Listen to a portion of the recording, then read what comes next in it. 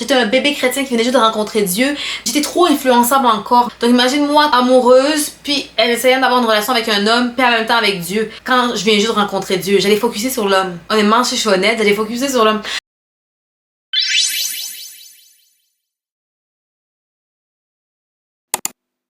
Allô, bienvenue à la chaîne YouTube Viva Geno. Hello guys, ça fait trop longtemps, ça fait trop longtemps aujourd'hui. Une nouvelle vidéo, un nouveau girl chat / God talk. Avant de commencer, je vais vous demander de vous abonner à ma page YouTube en bas. Sinon, j'ai une page Instagram. Vous pouvez vous abonner aussi à ma page Instagram juste à côté. Aujourd'hui, c'est un nouveau girl chat. Si vous voyez la vidéo d'aujourd'hui, ça veut dire que ça fait 1 an que je fais le célibat obligatoire. Je dis obligatoire parce que c'est pas mon choix. Si vous n'êtes pas nouveau ici, vous savez qu'il y a quelques temps de ça, il y a quelques mois de ça, j'avais publié une vidéo qui disait que Dieu m'avait demandé de choisir entre mes amis, de laisser mon ancienne vie, de le suivre en fait. Je vais vous taguer la vidéo ici si vous voulez la regarder. C'est le moment où j'ai découvert Dieu, que j'ai rencontré Dieu, puis il m'a demandé de faire ce choix-là.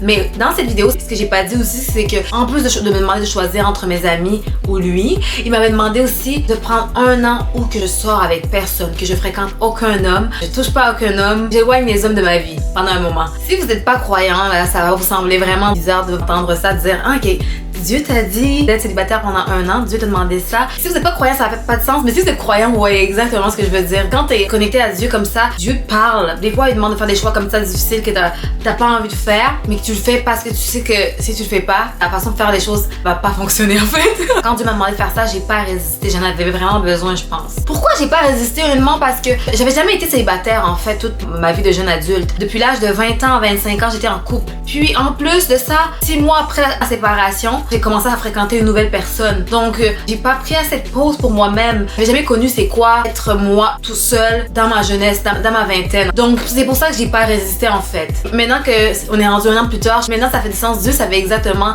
ce qu'il faisait quand il m'a demandé de faire ça. À la base, quand j'ai entendu Dieu me dire ça, j'étais comme c'est tellement random. J'étais comme comme je voyais pas ça venait d'où. Moi, je l'ai juste vu comme un moment pour genre apprendre à me connaître en fait. Apprendre à connaître Geno en dehors d'une relation. Vous voyez? N'empêche que même si j'ai pas résisté, guys, it was hard.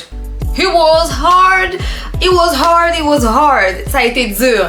Ça a été tellement dur parce que moi, de base, je suis une fille de relation. J'ai pas le temps pour the street. I'm not made for the street. Je crois pas à ce genre de truc de hook-up culture. Je suis une fille de relation. Je suis amoureuse de l'amour. J'adore être en couple. Donc, ça a été dur. Quand des gens t'approchent qui sont un peu de ton goût, et tu peux pas. Tu sais, tu peux pas parce qu'il t'a promis à Dieu que tu peux pas date. Quand je dis que j'ai fréquenté aucun homme, la guys, ça veut dire que j'ai touché aucun homme. Embrasser aucun homme, même pas câlin. À un moment donné, j'étais juste dans le sens comme tu regardes aucun homme, tu les regardes même pas.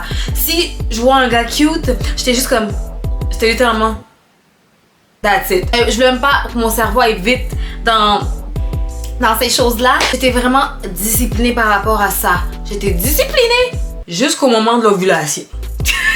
Vous savez exactement, girls, vous savez. Tu peux être genre super bien avec ton corps, à dire je suis contente d'être célibataire, je suis contente d'avoir du temps pour moi, de me concentrer sur Dieu. Là, l'ovulation arrive, t'es comme oh, yeah, I need a man. Vous voyez ce que je veux dire? À ce moment-là, je voyais pourquoi l'homme a besoin de la femme et pourquoi la femme a besoin de l'homme. It was hard. J'ai l'impression d'avoir 2 entités. Puis si vous êtes croyant là, puis vous avez lu la Bible, tu sais, Paul, il se parle souvent que mon corps fait ce que faut pas que je fasse, genre mon corps me dit de faire ce qu'il faut pas que je fasse, même si je sais que c'est pas bon pour moi, mon corps veut autre chose, même si mon cerveau. That was me. I was like, genre après avoir lu cet évangile-là, j'ai compris ce que Paul voulait dire. Genre, avant j'étais comme mais non, je suis capable de me contrôler, j'ai beaucoup de discipline. Je suis disciplinée, je vais 5 fois par semaine au gym, même des fois 6 fois. J'ai survécu à mes cours de soins infirmiers, je peux survivre à ça. 1 an c'est rien, j'ai survécu 3 ans de soins infirmiers. Tu sais, puis je me disais ça, j'étais convaincue, puis là l'évaluation est arrivée, puis je voyais à quel point j'étais faible. Mais j'ai pas craqué, hein, j'ai pas craqué, mais j'étais faible dans le sens que genre, je me battais contre mon esprit qui me disait girl, you need a man. Mon corps me disait girl, you need a man. Puis moi j'étais comme Non, j'ai promis à Dieu. C'était une souffrance. Mais un truc avec moi, c'est que je voulais pas décevoir Dieu. J'ai tenu. J'arrive pas à croire que j'ai réussi à tenir 1 an. Sur le moment, plus le temps avançait, plus je voyais ça comme une punition, en fait, de Dieu. Comment je trouvais ça tellement dur. Mais après, plus les mois avançaient, plus ça devenait facile. Mais surtout, plus je voyais que c'était la meilleure chose qui était arrivée, en fait, dans les dernières années. D'être célibataire pendant 1 an. Une relation amoureuse était plus le centre de ma vie. Surtout que les filles, des fois, nous, on a tendance à faire ça, les femmes, de centraliser les hommes. C'est pas une mauvaise chose, mais on centralise trop les hommes, on centralise trop les relations amoureuses. Mais puisque j'avais plus ça comme préoccupation, puis que c'était plus important pour moi dans ma vie, j'ai pu me concentrer 100% sur Dieu, en fait. Puis le truc, en te concentrant sur Dieu, à ton message, sur ce qu'il te dit, en ayant juste l'esprit libre, petit à petit, il commence à changer des petites choses à l'intérieur de toi, en fait. En te rapprochant de Dieu, Dieu t'oblige à te regarder à l'intérieur puis à réaliser que t'as tellement de choses à travailler sur toi, en fait. Avant cette rencontre avec Dieu, avant de prendre ce moment-là, je pensais comme j'étais bien avec moi-même. Je pensais, quand tu reçois le Saint-Esprit, ça t'oblige à te transformer. Puis la transformation était vraiment importante durant cette année-là que j'ai pris du célibat. Cette transformation était un coup de choc, surtout pour mon ego, honnêtement. Moi, comme avant de rencontrer Dieu, j'étais convaincue d'être confiante. Puis en rencontrant Dieu, puis en voyant un autre aspect de moi, j'ai juste réalisé qu'en fait, toute cette confiance-là que je pensais avoir, c'était une fausse confiance. Ma confiance venait en fonction de la validation extérieure. Ça m'a chamboulé quand j'ai réalisé ça, parce que quand ça m'a réalisé ça, ce qui est arrivé aussi, c'est que en plus de réaliser que j'avais pas vraiment confiance en moi, pour de vrai, une vraie confiance, c'est à ce moment-là aussi que Dieu m'a demandé de m'habiller plus modestement. Et ça, si je peux être honnête, honnêtement, ça a été plus dur que d'être célibataire. Ça a été plus dur que d'être célibataire parce que toute mon identité venait sur mon physique. Mon corps, ma beauté était mon seul moyen pour moi d'avoir la validation extérieure, selon ce que je pensais à ce moment-là. Quand elle m'a demandé de devenir modeste, je me suis battue un peu contre Dieu, honnêtement, ça a été dur. Puis, si je peux être honnête, ok, don't judge me, on est dans un safe space. Je pense que inconsciemment, ok, je me disais, quand Dieu m'a demandé d'être célibataire, pendant 1 an, je me disais, ok, c'est facile, mais au moins je vais avoir un peu de validation. Je pensais pas à m'habiller modestement, c'était comme un de mes soucis. Je me voyais plus comme, je vais pas pouvoir les toucher, je vais pas pouvoir parler à un homme, ou aller en date avec un homme, mais ils vont me regarder. Because I'm still cute. Even though I have God, I'm still cute. Là, tu me demandes d'enlever tout ça, de pas m'habiller comme je voudrais m'habiller, genre sexy, de pas m'habiller, mettre en valeur mon corps comme ça, de cette manière-là. God, tu m'en demandes trop. J'étais comme, God, donne-moi une bataille à la fois. Là, tu m'en demandes 45. Tu m'as demandé de te suivre. Tu m'as demandé de cut off les gens qui ont des mauvaises influences sur moi dans ma vie. Tu m'as demandé d'être célibataire pendant 1 an. Et là, tu me demandes de m'habiller modestement. C'est quoi la prochaine étape? Tu me demandais de devenir sœur? Mais n'empêche, je l'ai écouté quand même. J'ai commencé par m'habiller modestement au gym. Parce que moi, mon gym, pour moi, c'est comme là que j'avais le top de la validation parce que je travaille fort sur mon corps. Je suis fière de mon corps. En ce temps-là, mon corps, mon physique, c'était comme mon identité. Donc, j'ai commencé par là. Je savais que c'était l'endroit où ça allait être le plus dur de m'habiller modestement. Pour moi, en tout cas, je portais beaucoup de pulls. Je commençais à acheter beaucoup de pulls, des gros pulls larges. Bref, je m'habillais plus confortablement. Puis, Dieu savait exactement ce qu'il faisait, honnêtement. Dieu savait exactement ce qu'il faisait parce que pour quelqu'un que toute son identité, c'est le physique, c'est tellement libérateur de pas focusser sur ça, en fait, sur ton physique. Dieu savait exactement comment ça allait me faire du bien, en fait. En fait, le fait de plus être focusé sur ce que les gens pensent de moi, à quoi je ressemble physiquement, j'ai pu petit à petit, en fait, me voir comment Dieu me voit, en fait. Par conséquent, en fait, petit à petit, je suis commencé à tomber amoureuse de moi, à m'aimer pour ce que je suis réellement. Puis ça sonne tellement cliché, mais c'est vraiment ça. J'ai commencé à avoir une vraie confiance, une confiance qui peut résister, qui peut survivre peu importe ce qui se passe dans ma vie, parce que cette confiance-là venait de Dieu. Dieu m'a montré ces petites qualités qu'il voyait en moi, ces petits talents qu'il m'avait donnés. Quand les gens autour de toi, quand les hommes autour de toi mettent tellement d'importance sur ton physique, tu finis par croire que t'es juste ça, en fait, ton physique et ta beauté. Tu finis par croire que t'as rien d'autre à offrir à cause que les gens veulent juste ça de toi. Mais durant ce 1 an de célibat, Dieu m'a montré une autre facette de moi qui a toujours été là, mais je donnais pas d'importance parce que j'étais concentrée sur l'approbation des autres, en fait. En gros, pendant ce 1 an de célibat, Dieu m'a fait réaliser que j'étais tout sauf basic. Puis je vais pas dire basic dans le sens physiquement, je veux dire niveau personnalité, genre personnalité toute. Niveau tout. Dans la dernière année, j'ai réalisé à quel point, genre, j'étais drôle. Genre, je savais pas que je faisais autant rire les gens. Comme je remarquais pas, je prenais jamais le temps de remarquer à quel point Dieu m'a donné ce talent-là. Je suis bonne avec les gens. Je fais rire mes amis à rien. De l'humour facile. Mais en plus, le pire, c'est que je fais pas exprès. Je vous jure. Dieu m'a fait réaliser à quel point je m'adapte facilement aux gens. Dieu m'a fait réaliser à quel point j'ai un grand cœur, à quel point j'ai de la compassion facile. Dieu m'a fait réaliser que malgré les peines que je vis, malgré ce que les gens vont me faire subir, malgré comment les gens vont me traiter, ça change pas mon cœur. Peu importe ce que la vie m'amène, peu importe à quel point les gens peuvent être méchants avec moi, mon cœur devient pas dur. Puis ça, c'est un super pouvoir que Dieu m'a donné. Puis ça, j'avais jamais réalisé à quel point. Avant, je pensais comme c'était une faiblesse. Puis Dieu m'a fait réaliser que non. La majorité des gens font le contraire. Les gens ont de la rancœur. Les gens n'ont pas de pardon facile. Dieu m'a fait réaliser que c'est un super pouvoir d'avoir toutes ces petites qualités-là, en fait. J'avais jamais pris le temps de réaliser ça, de voir que, oh, Gino, t'es tout ça, en fait. Dieu m'a fait voir ça d'une autre façon. C'est pas un défaut, que non, c'est un super pouvoir. Faut que j'aie ce genre de cœur pour pouvoir servir Dieu, en fait. Comme j'ai des boundaries, j'ai mes limites, hein. J'ai mes limites comme tout le monde a des limites. Dieu m'a appris à avoir des boundaries forts pendant ces 1 an de célibat. Avoir de la compassion pour les gens, mais quand même avoir des boundaries. Je peux quand même mettre les limites avec les gens quand ils dépassent les limites pour moi, quand ils respectent pas mes valeurs. Dieu m'a fait réaliser que je peux être gentille et douce puis avoir des limites. Dieu m'a fait voir tout ça pendant ces 1 an. Je dis pas que la dernière année a été comme ça a été une marche dans le parc, puis ça a été doux, une année incroyablement calme, puis c'était parfait. Non, au contraire, c'était l'année la plus dure pour moi mentalement. Mais c'était la meilleure chose qui aurait pu m'arriver, tous ces trucs difficiles, parce que ça m'a obligée à me relier juste à lui, à demander de l'aide à lui, en fait. Ça m'a obligée à demander de l'aide à lui, puis ça m'a obligée à demander de l'aide autour de moi. Les filles aînées, si vous écoutez la vidéo, vous savez à quel point pour nous c'est dur de demander de l'aide, que ce soit aux humains ou à Dieu. C'est dur, on est habitué d'être tellement indépendante, on est tellement habitué de tout faire nous-mêmes que demander de l'aide, c'est tellement un coup pour l'ego, même quand il s'agit de Dieu. Ça m'a obligée à me relier 100% à Dieu, puis par la suite, ça m'a obligée à demander de l'aide à ma famille, à mes amis. J'ai l'habitude de tout vivre par moi-même, mais la dernière année, j'ai dû compter sur ma famille et mes amis comme ça se peut pas, et surtout sur Dieu. Dieu savait exactement ce qu'il faisait. J'étais la reine d'indépendance qui pensait que je pouvais survivre par moi-même sans les autres humains, sans demander de l'aide. Donc Dieu m'a donné un coup de poing en face en me disant « Girl, ask help ». J'étais tellement bas mentalement que j'ai dû demander de l'aide. Mais en même temps, c'est la meilleure chose qui m'est arrivée parce que ça m'a fait réaliser, ça fait pas de moi quelqu'un de faible. C'est ok de demander de l'aide. Dieu nous a donné les gens autour de nous pour demander de l'aide, puis Dieu est présent pour qu'on lui demande de l'aide. Puis à chaque fois, il a répondu. Quand j'ai rencontré Dieu, je priais à Dieu et tout, mais je ne lui demandais pas de l'aide. Je priais à Dieu pour lui parler de ma journée, pour tout lui dire et tout, mais je demandais jamais d'aide parce que j'avais encore de la fierté. Le truc avec Dieu, tu peux pas avoir de Saint-Esprit, recevoir Dieu, puis avoir de la fierté. Puis même pas juste avec Dieu, que ce soit en couple avec les gens autour de toi, tu peux pas avoir de la fierté avec les gens autour que t'aimes. J'ai appris à mettre de la fierté de côté, puis à me relier à Dieu puis aux gens. Puis un autre truc aussi par rapport au fait que Dieu m'a demandé d'être célibataire pendant 1 an, il fait rien par hasard. God knows me, like.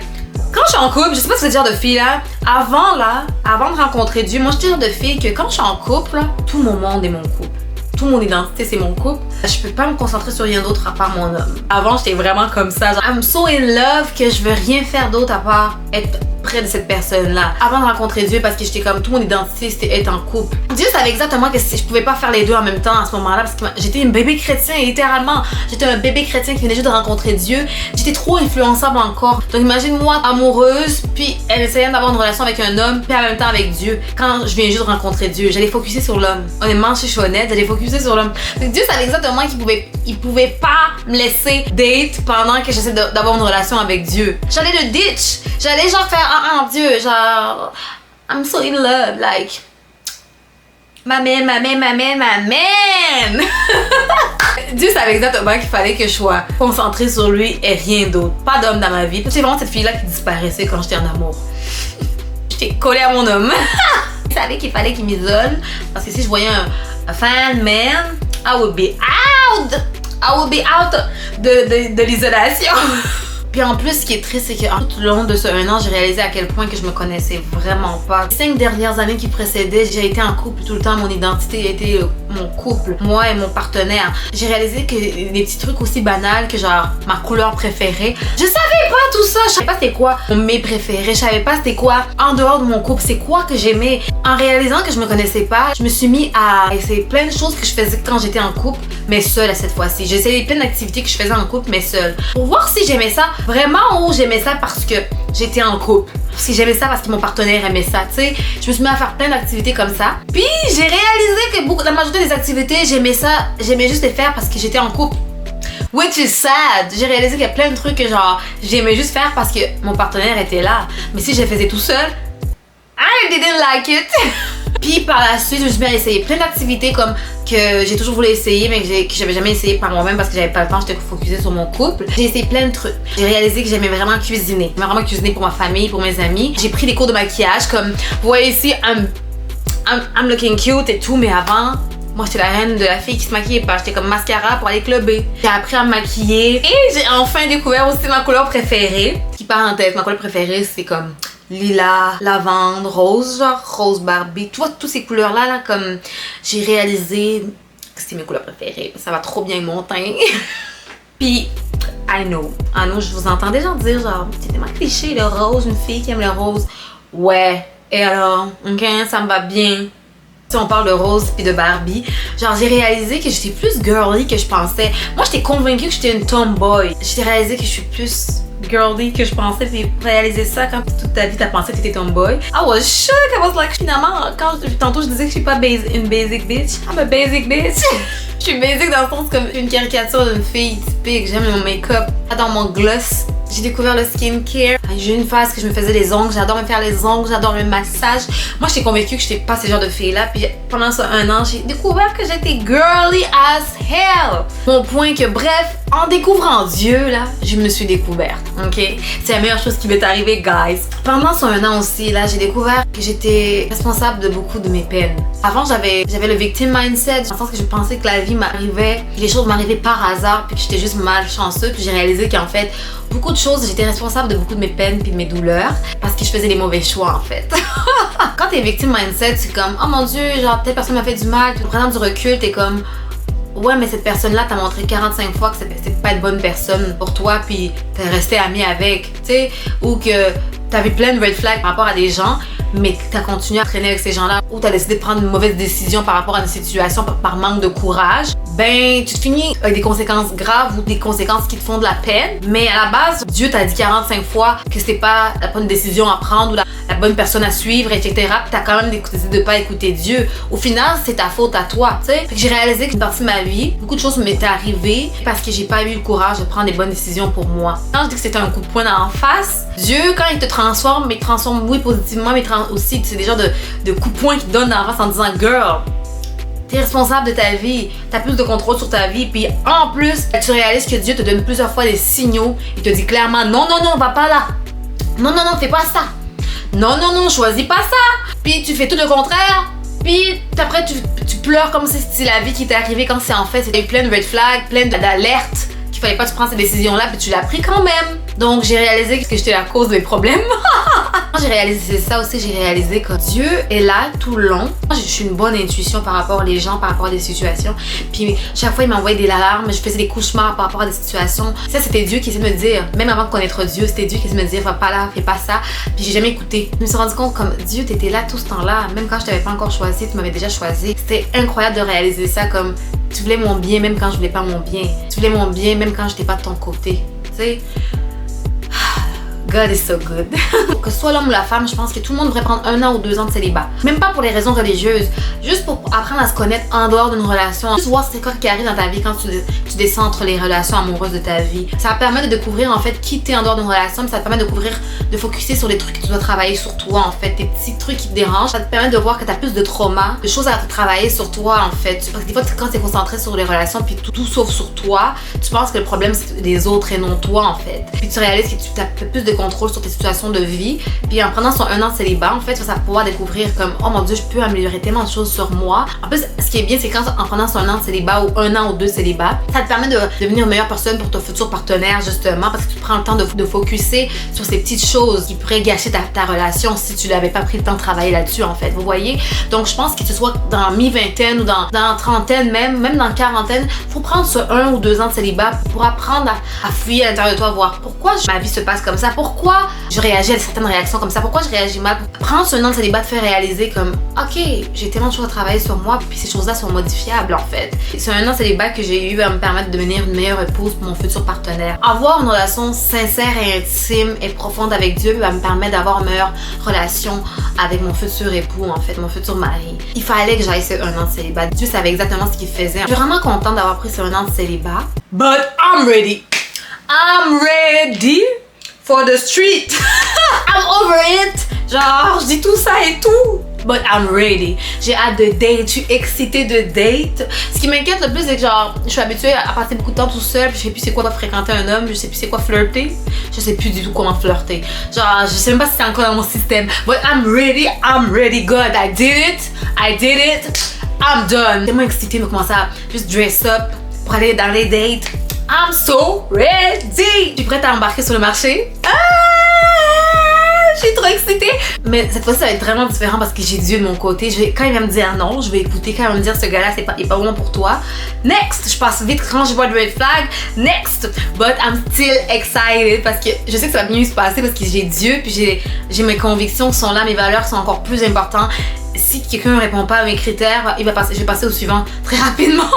Je n'ai pas de temps de perdre. Je veux me marier, je veux être une épouse. Je suis excitée, je suis trop excitée de recommencer à date. Bref, je me lance à l'eau. Anyway, c'est toute mon expérience pour le 1 an de célibat, guys. Les filles, les hommes qui regardent cette vidéo, je vous conseille de faire un 1 an de célibat. Ça vaut la peine qu'il soit pour Dieu, pour vous rapprocher de Dieu ou vous rapprocher de vous-même. Je vous le conseille, guys. C'est tout pour aujourd'hui, guys. Girl chat terminé. On n'oublie pas de s'abonner à ma page YouTube juste en bas. Comme j'ai dit, j'ai une page aussi Instagram. On n'oublie pas de s'abonner. C'est tout pour aujourd'hui. On se voit la prochaine. Bye bye.